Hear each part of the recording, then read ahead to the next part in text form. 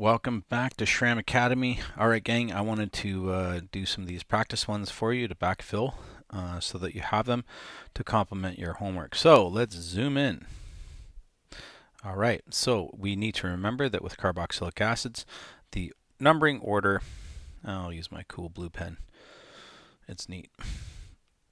The default is always carbon number 1 for that carboxyl group. Okay, 1, 2, 3, 4, 5, 6. So that's a parent chain of 6 carbons long. So we would call that hexane. We're going to drop the hexane and call it hexanoic acid.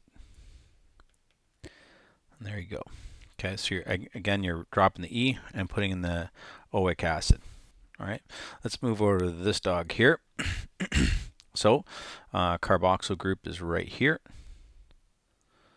Boom, boom. There we go. But check it out. We got ourselves a chloro. Now we have to sound effects for free. 1, 2, 3, 4, 5. So this is a 4-chloro. All right.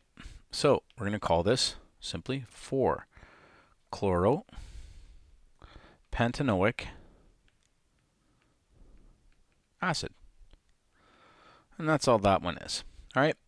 Now, this one down here wants us to draw methyl butanoic acid. All right, so butanoic is our parent. And since it's oic acid, we know that's going to be carbon number 1. So we can just draw the carboxyl group on the end there like that. Boom, boom. That's carbon number 1. Carbon number 2 has a methyl group. So we're going to slap a methyl there. And carbon number 3 and carbon number 4. Okay, so again, if we're talking draw structure, you can draw the condensed full structural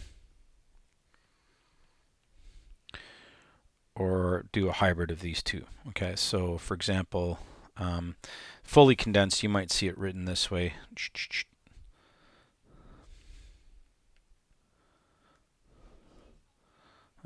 CH there, right? CH2, CH3. There you go.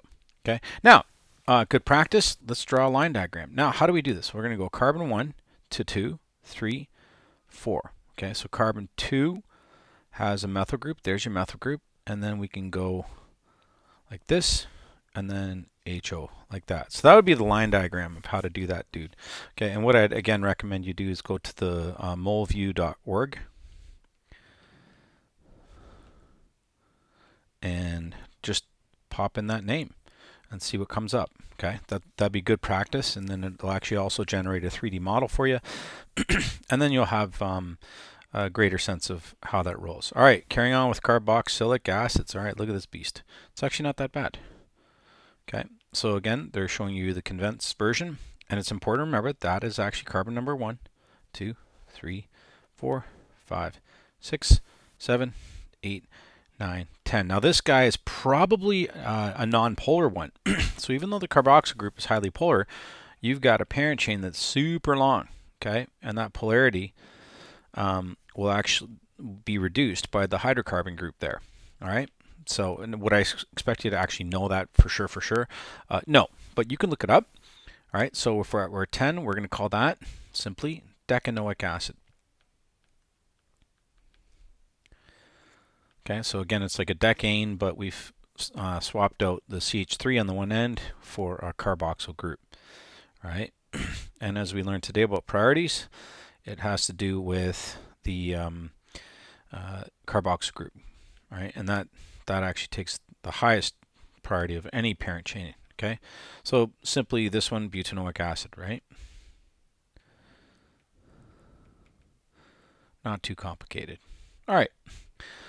Let's hammer this dude home. Now we've got our line diagram. So again, there's 1 carbon, 2, 3, 4, 5, 6, 7. So this is a heptanoic, okay, parent chain. And I'm going to just highlight that there, and we'll number them. 1, 2, 3, 4, 5, 6, and 7. Okay, and then we got our methyl group hanging out here, right? So there's a carbon there, and that's methyl. on carbon 3. So simply imagine this is a heptane, but it's now heptanoic acid. Okay, so 3, whoa, that's too thick. 3 methyl, no space, heptanoic acid. And there you go. Okay. All right, now they want us to draw it, octanoic acid. Draw the structures. Okay, well that's pretty straightforward. Again, we can start off here. Whoops. And if you want to condense it, that's fine. But I'd actually personally I'd prefer to see this the carboxyl group fully drawn out, just to reinforce that, especially the first few times. So 1, 2, 3, 4, 5, 6, 7, 8, CH3. Okay, now just for fun, let's draw the line diagram. Okay, 1, 2, 3, 4, 5, 6, 7, 8. And we'll slap the O there and the HO there. Okay, so that's what that would look like if it was a line diagram.